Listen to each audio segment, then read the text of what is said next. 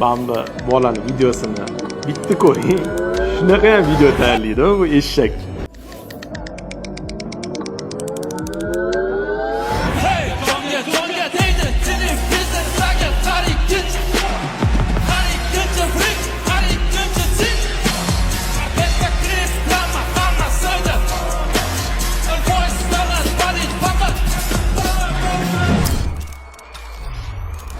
İnsanlar bu men talpinadigan jamiyatda.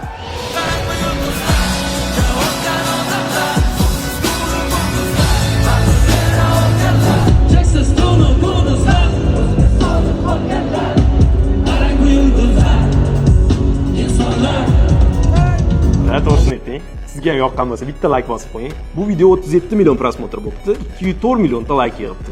Bu videodagi bunaqa natijalarni menimcha 3 ta sababini ko'rdim. Shularni ozgina aytib bermoqchiman. Birinchi o'rinda videoning sifati doda olingan.